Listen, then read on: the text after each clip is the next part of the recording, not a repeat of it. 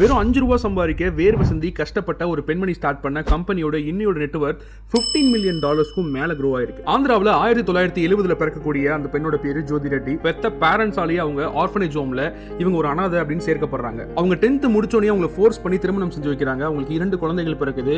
அப்போ அவங்க 2 குழந்தைகளோட வயல்ல வேலை பார்த்துக்கிட்டு அன்னைக்கு அவங்களோட சம்பளம் அந்த வயல்ல வேலை பார்த்ததுக்கு வெறும் 5 ரூபாய் தான். ஆனாலும் வாழ்க்கையில எப்படியாவது ஜெயிக்கணும் அப்படின்னு சொல்லி பண கனவுகளோடையும் லட்சியத்தோடய இருந்த ஜோதி ரெட்டி அவங்களுக்கு வாழ்க்கை அவங்களுக்கு ஒரு மிகப்பெரிய திருப்பு முனையை கொடுக்குது. கவர்மெண்ட்ல ஒரு ஸ்கீம் அனௌன்ஸ் பண்றாங்க.